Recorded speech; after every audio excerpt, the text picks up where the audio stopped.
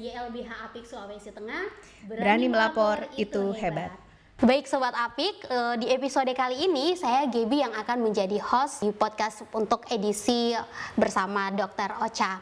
Nah, seperti biasa kegiatan dari podcast YLBH Apik Sulawesi Tengah didukung oleh Rutgers Indonesia melalui program Genji.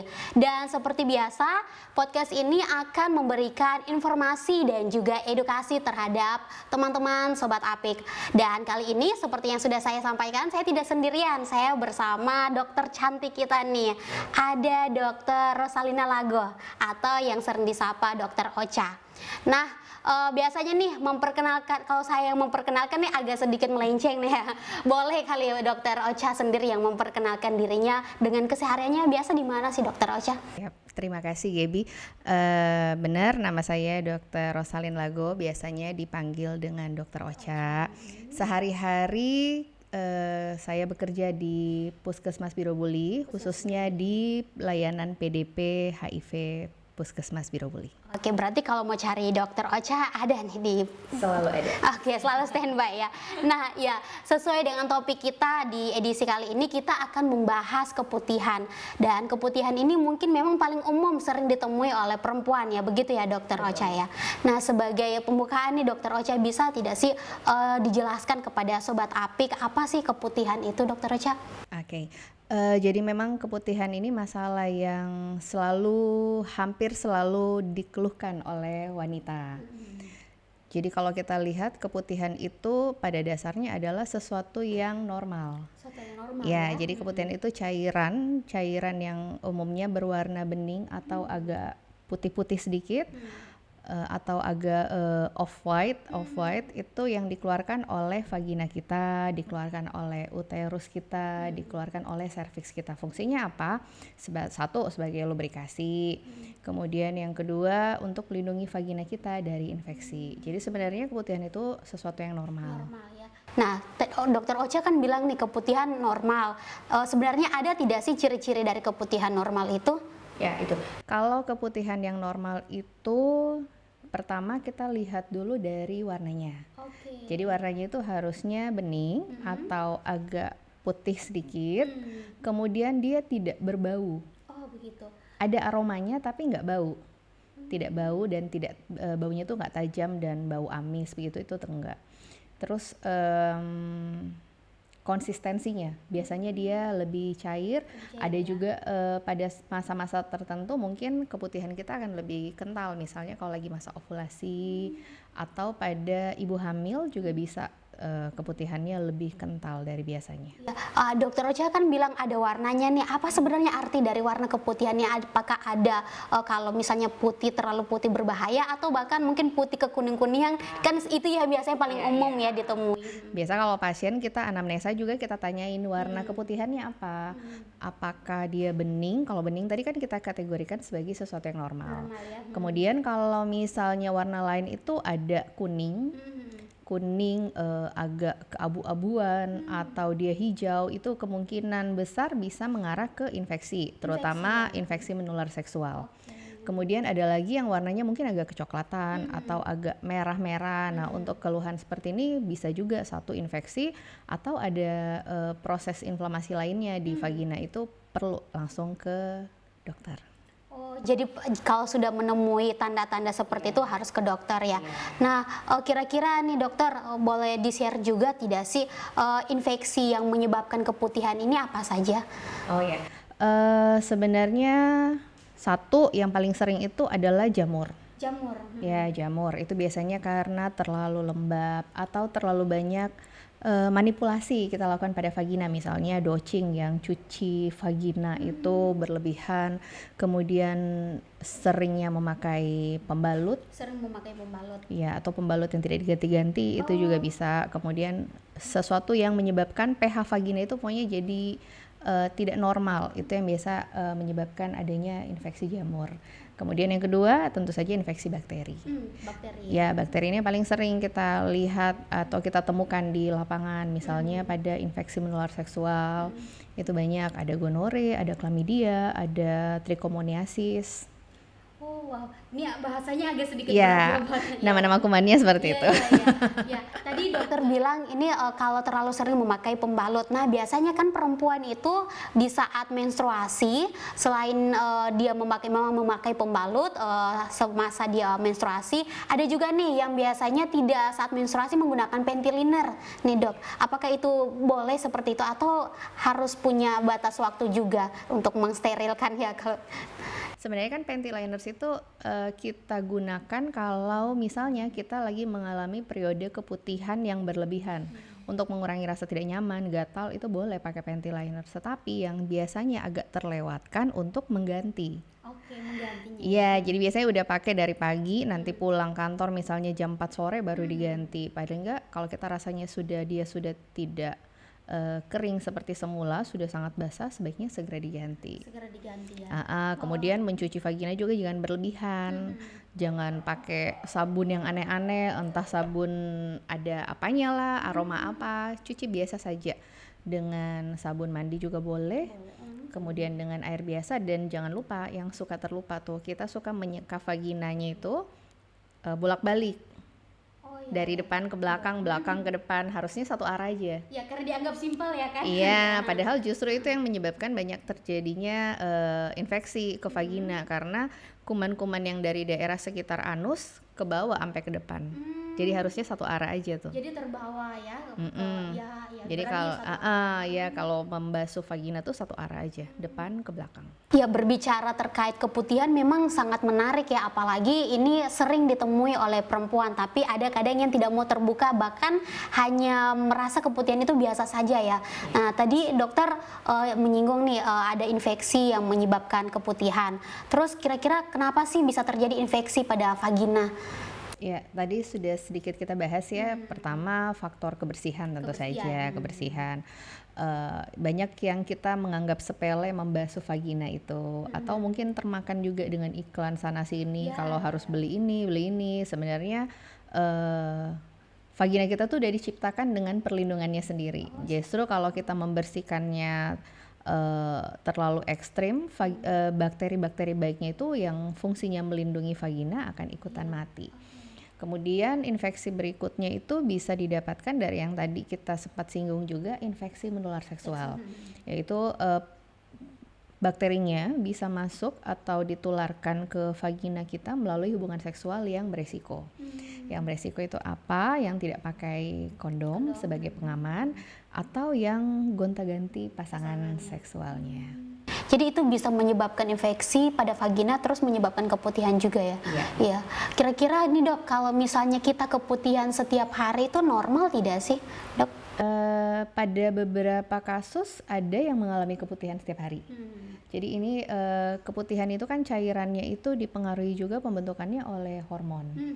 Jadi kalau misalnya kita keputihannya setiap hari tetapi itu tidak berbau, kemudian tidak berwarna yang kuning, hijau, atau coklat kemerah-merahan, ya consider kita anggap itu sesuatu yang normal. Sesuatu yang normal ya, tapi berarti tidak apa-apa ya, tidak seperti itu. Oke, nah kira-kira ada tidak sih dok kayak tanda-tanda keputihan karena infeksi? Ini untuk membuat kita jaga-jaga nih. Nah, walaupun mungkin kita tidak ada seperti ciri-cirinya yang dokter sudah sampaikan tadi, kayak tidak melakukan hubungan seksual dengan cara berganti pasangan ataupun tidak menggunakan kondom, tetapi ada tidak kira-kira tanda-tanda keputihan karena infeksi? Satu, kita lihat tentu dari warna. Itu yang paling gampang kita lihat ya, warna. Apakah warnanya kuning atau kehijau-hijauan, itu kemungkinan ke arah infeksi bakteri. Kemudian bau. Biasanya dia baunya amis dan tajam. Seperti itu. Ya, jadi kalau normalnya kan ada aroma keputihan tuh yang biasanya kita, kalau wanita udah paham harusnya ya, kita mengenal sendiri bau vagina kita dan bau keputihan normal kita. Jadi kalau dia sudah berbau amis atau bau yang menyengat tajam, artinya itu sesuatu yang tidak normal, mungkin mengarah ke bakteri. Kemudian konsistensinya biasanya dia lebih tebal, lebih lengket. Ya, seperti itu. Wah, ini memang kayak apa ya, memang menarik ya membahas hal yang seperti ini. Biasanya kan ini dok, ada dia keputihan, dia tidak berwarna, bening, tapi dia berbau. Apakah itu berbahaya juga?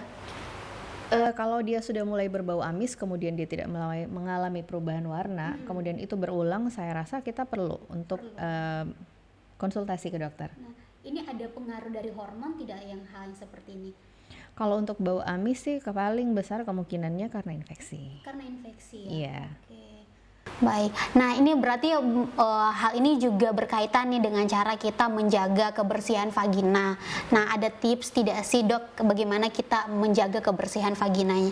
Oke, yang perlu diingat pertama, vagina itu sudah diciptakan sedemikian rupa, sudah punya pelindung sendirinya, mulai dari luar sudah ada namanya rambut kemaluan, itu fungsinya kan juga mencegah supaya tidak ada kuman atau bakteri yang gampang masuk ke vagina kita. Kemudian yang cairan yang kita sebut keputihan itu juga sudah diciptakan dari sananya untuk melindungi vagina kita. Nah, yang selain itu yang perlu kita lakukan untuk melindungi vagina kita adalah menjaga kebersihan, jaga jangan sampai area kewanitaan kita lebih lembab. Misalnya kalau kita sehari-hari beraktivitas dengan pakaian yang lebih ketat, tentu saja dia akan lebih lembab di daerah segitiga kita itu ya, di vagina gitu. Kemudian pemakaian panty liners, pemakaian pembalut, tolong diperhatikan kalau sudah mulai penuh atau mulai basah, tolong segera diganti. Paling enggak dalam sehari itu kita bisa ganti 4-5 kali pembalut. Jadi kalau haid ya 4 sampai 5 jam ya. Iya, itu harus diganti. Kemudian membasuhnya nggak usah terlalu ekstrim dengan pakai sabun yang apa segala macam. Justru itu biasanya mematikan kuman yang baik yang fungsinya menjaga vagina kita. Jadi cucilah dengan air hangat biasa, kalau lagi mandi disabunin, kemudian basuhnya dari depan ke belakang. Iya, karena kan banyak juga nih produk-produk misalnya ya kayak untuk pembersih area kewanitaan begitu. Apakah itu aman sebenarnya digunakan atau tidak perlu sebenarnya? Sebenarnya tidak perlu kita perlu ya? kita lakukan douching atau yang kita bilang cuci vagina itu tidak perlu dilakukan. Wah, seperti itu ya. Iya. Oh, menarik nih. Walaupun memang di luar sana pasarnya cukup banyak. Oke, kira-kira ada tips tidak sih dari dokter yang berkaitan dengan membersihkan, tetapi lebih kayak yang lebih lebih yang gampang kita temui sehari-hari tanpa harus membeli produk yang dijual mungkin secara ini ada mungkin tumbuh-tumbuhan yang mungkin bisa kita gunakan secara alami begitu. Tidak perlu. Dengan air biasa saja sudah cukup. Air biasa dan sabun yang tersedia itu sudah cukup. Jangan terlalu ekstrim ya cucinya, kalau dengan sabun ya pas kita lagi mandi. Kemudian setiap habis buang air kecil jangan lupa basuh vagina. Iya nih dok, berarti pengaruh dari air pun yang kita pakai untuk membersihkan itu sangat ada perannya ya? Ya, kalau bisa airnya bersih, jangan air yang kita lihat di situ udah ada jentik-jentik apa itu dipakai bersih. Sangat tidak mungkin. Suka kan misalnya tiba-tiba ke toilet umum yang airnya kotor, ya sebaiknya dihindari lah seperti itu. Lebih baik kita membeli air yang bersih sedikit, keluar duit lebih kecil sedikit lah, tidak mahal, lebih kecil sedikit untuk beli mineral water, kemudian pakai basuh. Untuk kebersihan. Ya kalau kita lagi di perjalanan kan. Nah ini dok, tadi kan mungkin kita lebih kayak untuk menjaga vagina lebih spesifik nih ke hubungan seksual atau tidak menggunakan kondom atau bahkan perawatan vagina. Ada tidak sih kayak makanan begitu yang mempengaruhi juga terjadinya keputihan? Kalau makanan bervariasi sih untuk per individu karena kan hormon di masing-masing orang berbeda ya. Cuma kalau misalnya kita punya riwayat alergi juga itu harus diperhatikan, jangan sampai alerginya itu akan nyampe ke vagina karena ada juga yang namanya atopi pada vagina. Jadi itu dermatitis, kelainan kulit karena alergi pada vagina. Itu kalau misalnya dengan makanan yang kita alergi terus itu diperberat misalnya juga dengan stres atau makanan, ya tentu saja itu vagina kita akan lebih sering untuk terinfeksi.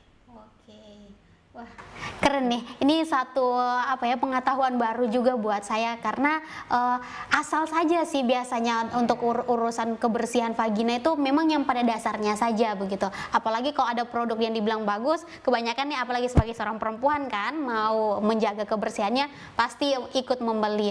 Nah ini ada informasi dari Dokter Ocha, cukup sebenarnya menggunakan air hangat ya sebenarnya ya dokter ya. Sebenarnya kan kita kayak apalagi wanita ya, pengenalan ke tubuh kita sendiri itu sebenarnya sesuatu yang paling penting. Jadi kita sendiri yang tahu organ kita itu isinya apa, organ kewanitaan kita itu terdiri dari apa saja yang bisa saya lakukan untuk menjaga, itu harusnya kita tahu masing-masing. Nah kita lanjut lagi nih dok, pertanyaan selanjutnya nih terkait keputihan. Kalau misalnya kita terlalu sering keputihan dan berulang, kira-kira apa saja resikonya itu dok? Terutama mungkin maksudnya keputihan yang karena infeksi ya. Kalau infeksi yang berulang pada vagina, kita sebutnya vaginitis atau vulvovaginitis. Jadi sebenarnya yang kita hindari itu kalau wanita yang sering mengalami infeksi pada vagina sebaiknya segera menemui dokter, cari ketemulah dengan dokter, konsultasi. Mengapa? Karena biasanya pada banyak kasus infeksi berulang pada vagina menjadi pintu masuk untuk infeksi-infeksi menular seksual yang lebih banyak lagi. Infeksi menular seks ya itu kira-kira apa saja sih ini infeksi?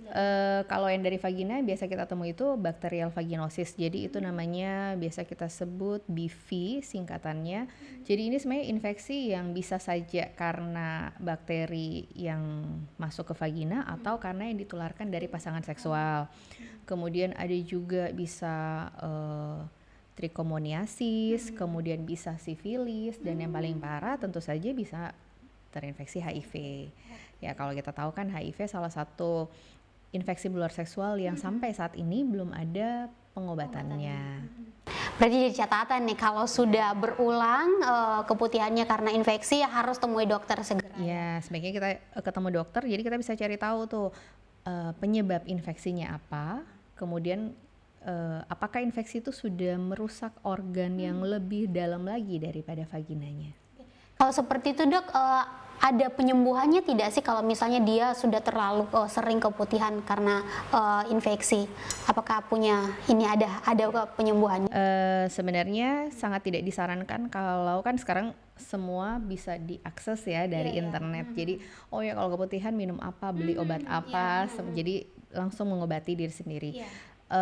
Kalau boleh saya sarankan kita ke layanan, ke dokter, boleh terutama ke layanan IMS ya di Kota Palu tuh kan hampir semua puskesmasnya bisa melakukan pemeriksaan IMS. Mengapa?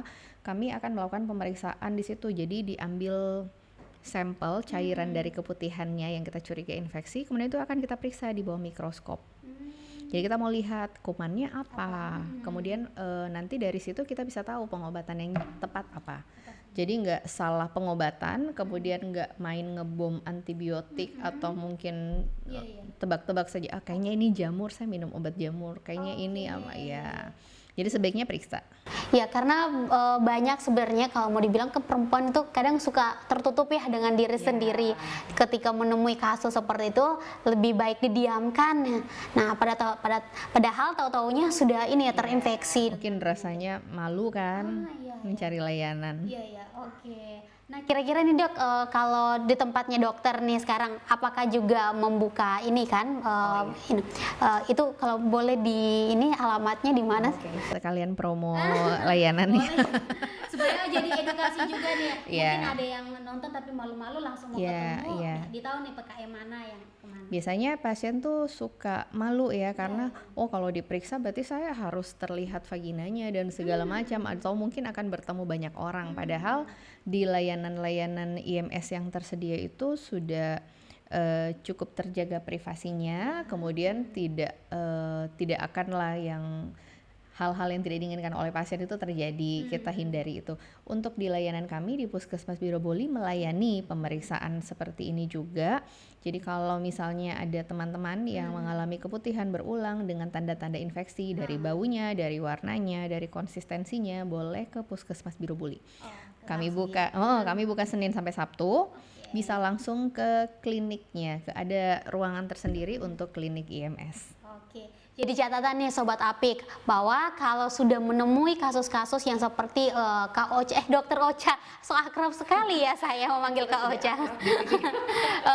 Yang sudah disampaikan oleh Dokter Ocha, segera nih ketemui layanan di mana supaya bisa langsung memeriksakan apakah betul tindakan, dan yang sudah seperti Dokter Ocha sampaikan tadi bahwa Biro Bully juga membuka layanan yang langsung ke ininya ya, ke khusus polinya, ada ruangan tersendiri dan bersifat privasi.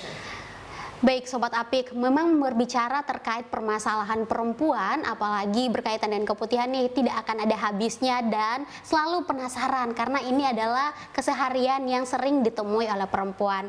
Nah, namun sayangnya nih podcast kita kali ini harus berakhir, tapi kita dengar dulu nih ada close statement dari Dokter Ocha kira-kira terkait keputihan ini. Oke, mungkin sebagai closing statement saya, keputihan itu sesuatu yang normal, fungsinya untuk melindungi vagina kita, melindungi organ kewanitaan kita. Bila kita menemukan perubahan terhadap cairan keputihan, misalnya berubah warna, berubah konsistensi, atau berbau, mungkin itu bisa mengindikasikan sebuah inflamasi atau infeksi pada vagina kita. Segera konsultasi ke dokter bila mengalami keluhan seperti hal tersebut. Baik, jadi catatan ya Sobat Apik, dan terima kasih banyak nih Dokter Ocha sudah mau berbagi dengan kami, dengan Sobat Apik juga. Dan demikian podcast kali ini Sobat Apik, jangan lupa nih kalau informasi ini bermanfaat buat Sobat Apik, silakan di-share dan juga jangan lupa like dan subscribe akun YouTube LBH Apik Sultan Sulawesi Tengah. Dan Sobat Apik juga bisa memberikan ide atau bahkan pertanyaan yang berkaitan dengan podcast melalui kolom komentar. Demikian podcast kali ini, saya Gaby pamit dan sekali lagi terima kasih Dokter Ocha untuk kesempatannya. Sampai jumpa di podcast edukasi lain melalui channel YouTube YLBH Apik Sulawesi Tengah.